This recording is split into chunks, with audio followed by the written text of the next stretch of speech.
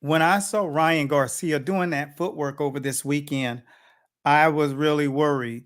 It looked very obvious that he was uncomfortable, but that's a real common thing when athletes have been fighting a certain way, just the entire length of their career. But when you are willing to take what you've learned and apply it, that shows the pure essence of leadership. And that's one thing that I noticed that Derek James displayed. No matter how uncomfortable Ryan Garcia got, he listened to instructions. So special shouts out to you. Before I get started, I'd like to introduce myself. My name is Eric A. Bradley, coach, that is. And we teach boxing over here. But this show, we always go behind the scenes in the sport of boxing so that you can have a different point of view and a vantage point. And when I break this down, I'm going to kind of give you some ins and outs of what's happening when you're in the confines of a training camp and when a lot of different points of views are being tossed at you. It's not a lot of that stuff that you are assuming that you're hearing that's the actual situation, but I'm going to give you the breakdown and behind the scenes. Actually, in a title fight once before, we had a fighter start to really do it at that point in time. It was his first time really implementing it with the 8-ounce gloves. And when you are doing it for the very first time, it is so different. It's not what it feels like. So it's always easy to judge these fighters when you are watching from the outside and you're comfortable sipping on a cup of coffee or whatever you're sipping on, and you're just not understanding what really happens and what that fighter is actually facing. When I first saw him, I thought, okay, is he going to listen to instruction? Because I know Derek is going to make sure that he creates space. So he did. And a lot of fighters and casual fans always take great liberty to judge fighters who understand how to use their feet. And now you understand why. Because Ryan Garcia was showing you that this kid was stronger, heavier puncher. Now, Ryan Garcia has more snap on his punch, but the reality is this: that kid was throwing smoke and fighting out of the peekaboo posture. No, he did not have good footwork, but he was walking Ryan Garcia down. There's several variations of walking him down that he could have applied, which is using a steady roll movement in the grunt walk used by the great Jersey Joe Walcott, and then later brought back to light by Archie Moore and James Lights Out Tony. So when you learn these different skills, that they create a comfort zone, and it doesn't put you in a position of facing a guy and walking behind him and chasing him down. What it does is it allows you to cut the ring off and come off of your hips with punches from the left to the right side. Now, I learned this from my mentor because he showed me a lot of different insight to different skills. Now, I had seen it, but he actually showed the confines of what it all meant inside of the boxing ring. Because when I was steady there and I was in boxing school, learning not just, you know, what it looks like, but what is actually being explained from the professors of boxing. And so he would really show me just a lot of different tactical maneuvers and how to watch people's feet to know if they're actually either southpaw or conventional stance, where their toe resides, where their heels reside. He picked out so many different things, which let me know that there's so much more to it. And that's why when you hear our teachings and you see some of the content that we provide, there's a different vantage point that we explain from. And when I looked at Ryan Garcia, he was in transition. He didn't want to be the guy who was moving away. That was his last resort. But he listened to his coach, and his coach had formidable insight and information. And his jab was absolutely clinical. And I could tell he was taking a page out of Charlo's book with that jab, and he was stepping on it. And what we call, he did high rising. So one of our heavyweights, when I met Donnell, he had just become the WBC Intercontinental Heavyweight Champion. And so he would always jab, boom, he would jab to the sky, because he said, well, if you jab straight, boom, then they can counter you when your hand comes back. But if you jab high, by the time they counter, you're blocking every single time. So it looked very awkward. But these are the things that you learn when you're in training camps with world champions constantly. And we were constantly having the opportunity to be in the world championship training camp. See, I didn't have the normal situation. I got put directly into world championship status immediately. My first fights going out, and I'm coaching in top level fights. And as a tactician, you take great pride in that. As I watched Ryan over the fight, he had a guy in front of him that would be there. So always make sure, no matter what you do, guys, the three things you always do: always make sure that the jab that you're throwing is not just landing, but you're pushing through your body. All right. So it's not an up jab, it's an upward jab. And he's getting all of his weight into that punch. So if this young man could tell you how those jabs felt, special shouts over here to TikTok and YouTube and LinkedIn. If he could tell you how those jabs felt today, he literally can't move his neck because that jab that Ryan was throwing was not only piercing, but it was actually shattering. Go look at the replays of the jab, just the highlights. First round, second round, third round, boom. He was punching it. And so when it came down to the time of him really trying to pierce that peekaboo, he was piercing it, and then he was throwing the hook. But the only time he could get the hook off the way he wanted and it landed clean is when he took the half step back, which no Mexican fighters do except for Canelo. And when you see that, and now you got Tio Lopez. Now Lopez understands all of this. He's a slick one. And so these are the things that most fighters and the people that need to make adjustments, they won't make these adjustments. Another one that was good at it, Camacho. We had Camacho on last week. And one of the things that he always took great pride in was not only just coming at you with these kamakazi flurries, heavy punches, fast, sizzling, but he also knew how to change the angles in the ring. And another thing that he did really well that no one gives him credit for, he knew how to punch off of every foot when he was throwing those combinations. So he wasn't just throwing a bunch of punches, because as fighters and coaches and trainers, you guys out here, you see one thing, but another thing is actually happening. And so when you watched his feet, he was punching off of his feet with every single punch in combinations. And none of y'all are learning how to do that. One of our champions, former champions, Fogel, was extremely thorough with his lateral punching. I told you guys last week, when he came back from Manuel Stewart's training camp, he would always bring a divisive skill set, meaning something that no one else has down.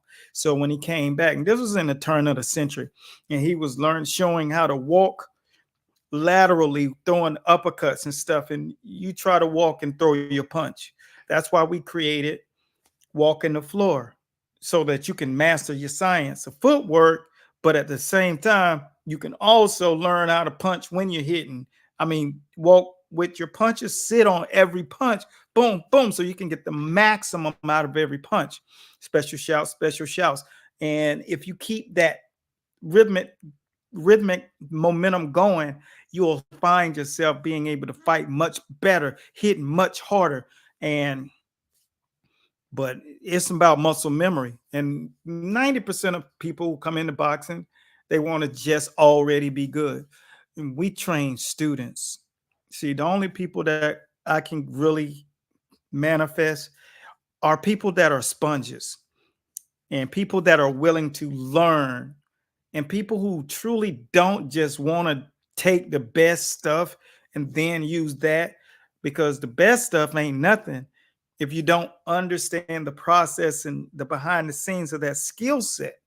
And I hope that makes sense, because a lot of you, I see your page, and yeah, you're not going very far if you don't take learning the process of boxing serious.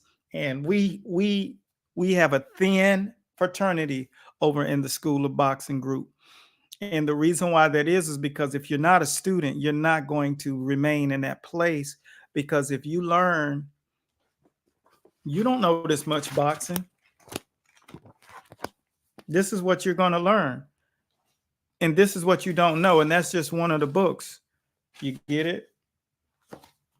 Here are other books, just more and more books. This is their curriculum. They're learning boxing, developing the muscle memory, knowing that everything you do, I can take it away from you, and I can show you things that you have not seen, and I can switch up my style, whether it's peekaboo, whether it's Philly shell, or if I go into total cutie style, or I can go into classic boxer, or we can go and start walking you down Mexican style. And when you got that kind of component, because we teach it all, you know, if you didn't know it, like Mexicans don't turn over their punch like the jab, like we do in boxing, typically over in the US or over in the UK or conventional style. They go with flat palm, pow, pow, because they have a belief system. That punch hits harder. And now you name one Mexican fighter that you know that don't hit hard. There's validity to that technique. And so I make sure we teach it. And we got it from, you know, the family that mentored me, which is the Archie Moore family.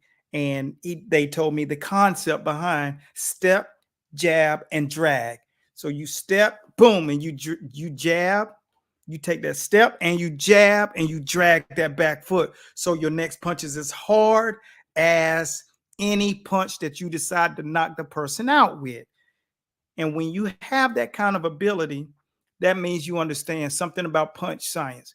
And where else would you want to get it except for the man who had the most knockouts in boxing history and that will never be taken away? Some say it's 132 knockouts. It doesn't matter. Some say it's 141. It doesn't matter. Jay Marie says it's 142 because he knocked a man out over across the pond, but that wasn't an official knockout. But the real deal is there's a technique that he used, Archie the old mongoose more. And so it was a privilege for me to be anointed to be the overseer, the manager of their family legacy and lineage. And that's kind of what I did. So special shouts out to the Moore family and for taking appreciation for what I do for the sport. And I continue to magnify their name because he's the greatest. I don't care what anybody says. No one, everyone they got an opportunity when they were at the peak of their career. They ducked him. He was fighting for titles in his 40s and still won. And so that tells you everything. And then ended up with the most knockouts of all time. Like you can't tell me, totally treated unfair because he didn't want to play to the game of the mafia. And the mafia controlled boxing. And y'all know that 40s, 50s, that was all controlled by the mafia. So not only am I thankful to be able to look at a fight a different way, but lead these coaches that we're leading.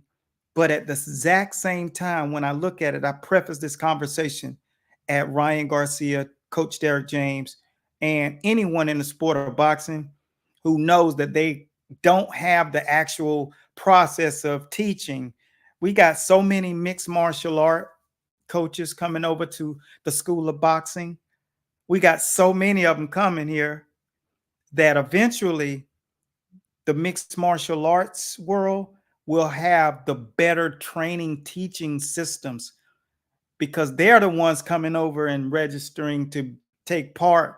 And this week, we're actually going to do a film study, but I'll give you the details about that. It's going to show you behind the scenes of this fight and the breakdown. But see, that's why I have an appreciation for the people in the mixed martial arts world because they understand the importance of process. And see, that's what we're teaching. They see these books, they want this smoke. They like, that's a process. And I'm trying to bounce all over the internet and learn boxing, but I'm learning from a bunch of people. I don't even know what their level of credibility is.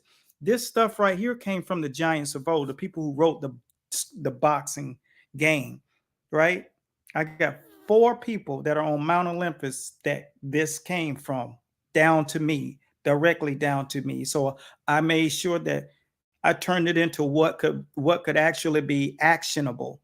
You know, what's the deliverable? The deliverable is this process. So I have a great appreciation for Ryan Garcia because he is a student. And it let me know that all he needed was the right teacher. And when he can apply these other things and these skills that he's doing, it's very important that we all take heed and appreciate that because he can get in the ring with anybody as he needs to take 2 more fights feeling that comfort because it only takes a short duration because in camp he's going to be doing that stuff because he's seen that it works.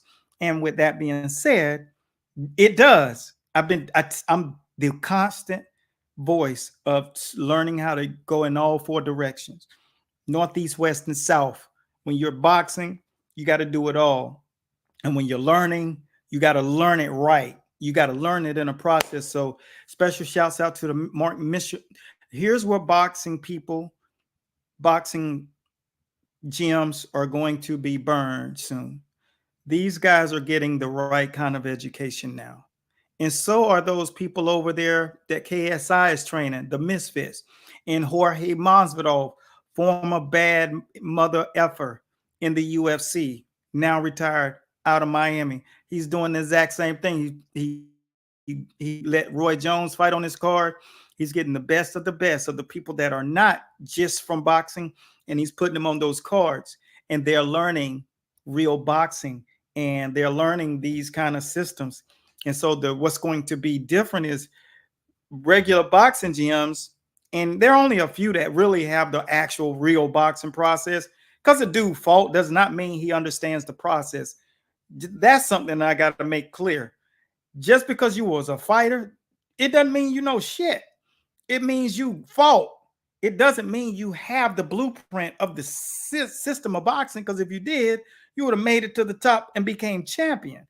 So every fighter that has come and every coach that has come to us has said, yeah, my coach didn't teach me all this. I know he didn't teach you all this because this came from the greatest fighters that ever lived, passed right directly to me. And the kind of student I am is I can't take this with me, but I can leave it here. That's what we're doing in Champions University. And special shouts out. We just made another champion light heavyweight over the weekend over here down in the Midwest. And Prophet Johnson's, congratulations for doing it and winning those final rounds. We got Master Divisions champions from over at K2 Boxing.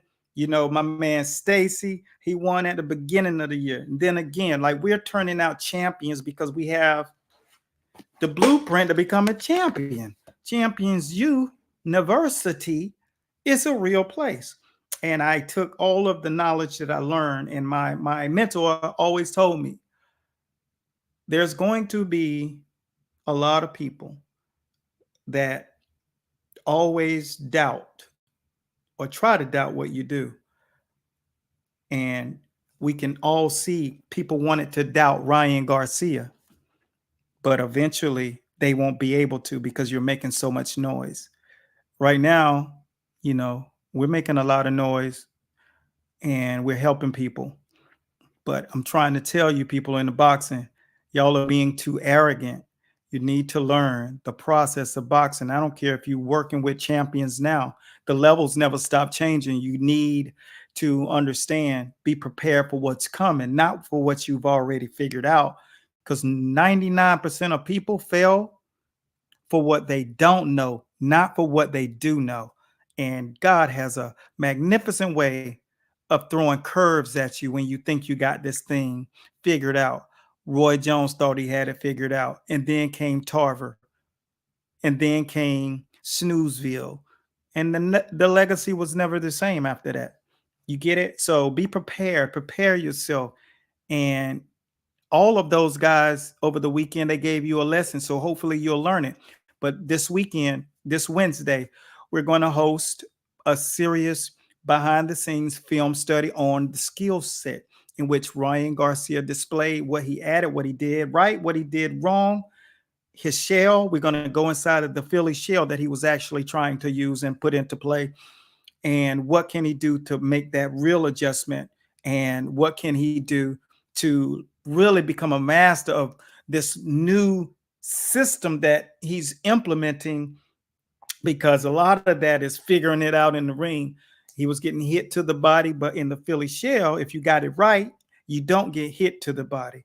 So special shouts out to those guys, though they got the job done, because he was like, you could tell he was about to say, whoa, this, I might have to go down 2 straight fights. And then he just stayed with it. And that half step back, boom, hook, walked right into it. Like I say every day, you can walk them right into your punch. And when you do that, the punch is twice as powerful. So we're doing that on Wednesday, 3 p.m. Eastern Standard Time on Zoom.